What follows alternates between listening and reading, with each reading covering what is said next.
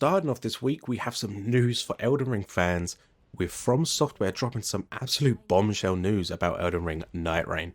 You know, the iconic message system that has been found in, I think, correct me if I'm wrong, every title in the Soulsborne series? That same system that gave us incredible gems such as Try Jumping and Horse Butthole, well, it won't be returning for Nightreign. This was revealed in an interview with IGN Japan, where Junya Ishizaki from Software explained why they made the call, and according to him, the whole message system wouldn't fit into the vibe of Nightreign, as the game is going to play a little differently in more focused and shorter play sessions that will clock in at around 40 minutes each. It's seemingly designed for quick bursts of action, and Ishizaki said players won't really have time to stop and leave notes for others. But do not worry, as whilst we might not get to see any fake invisible wall notes, the bloodstain system is still present, and that means we can continue watching tragic but hilarious player deaths.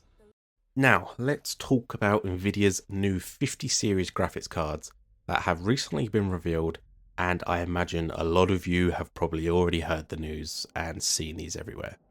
They include the RTX 5070, 5070 Ti, 5080, and the beastly 5090. Now, with the list out the way, let's get into the price breakdown. Coming in as an entry card is the RTX 5070 at $549, with the 5090 hitting the complete other end of the scale at a whopping $1,999. In between, we have the 5070 Ti at $759 and the 5080 at $999. Now, obviously, the RTX 5090 is the mega powerhouse here, which is no surprise. It's looking like an absolute monster of a card, and if you've got $2,000 lying around, you're probably already eyeing up. But weirdly enough, the card that is getting the most attention is actually the RTX 5070, and here's why. This thing is supposedly packing the same performance as the RTX 4090. Yeah, you heard that right.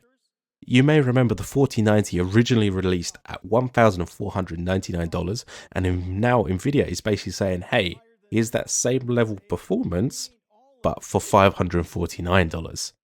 Now, to be fair, this performance jump is thanks to Nvidia's AI magic. It's powered by the new DLSS4 tech, and it sounds absolutely wild. We're talking apparent frame rate boosts of up to 8 times compared to traditional rendering, which is huge. The only negative and worry that a lot of people have is that this could entice developers to forget how to effectively optimize their games, which we have been seeing a lot more lately in general anyway. But overall, this lineup looks like it's going to be an absolute banger from the 5070 all the way up to the 5090, with prices that make sense across the board. Whether you're a budget gamer or ready to go all out, Nvidia's got you covered. Valve has just made a new move that could shake things up massively in the portable gaming world. They've officially announced that SteamOS is coming to the Lenovo Legion Go S, making it the first non-Steam Deck handheld to run Valve's operating system. This is a pretty big deal. If you've been keeping up with the handheld gaming space, you probably know that Windows has kind of been the Achilles heel for most devices that aren't the Steam Deck. Now, it's powerful, sure, but it's also clunky and not exactly optimized for handheld gaming, so this SteamOS collab with Lenovo is honestly a super welcome change. The Steam Deck made a huge splash when it launched, and naturally a ton of competitors all rose to try and dethrone Steam, coming from Lenovo, Asus, Logitech, which are the main three.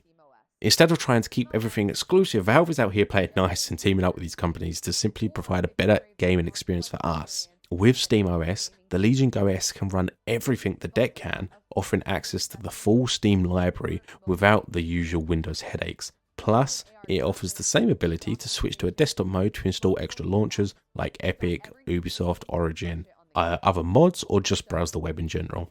Now here's the best bit. Valve is not stopping with just Lenovo. The article mentions that Valve is working on SteamOS support for more devices in the future, so we could be on the verge from seeing handhelds from Asus, Logitech, and others fully switch over to SteamOS. Only time will tell, but this could be the start of something really exciting for handheld gaming.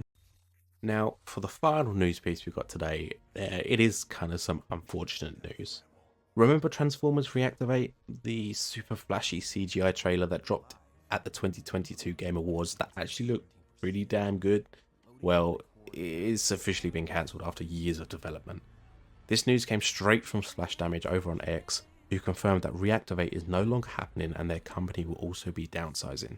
They're shifting focus to other projects, but sadly this also means that some jobs are on the line for redundancy. Now, they didn't dive too deep into why the game got scrapped, but Splash Damage did take a moment to thank Hasbro in their announcement, calling them an incredible and supportive partner throughout the process, so it doesn't seem like there's any drama behind the scenes. Still, it is very disappointing to see. Reactivate looked like it could have had potential even if we never saw gameplay, and just the idea of a big Transformers game had a lot of people curious.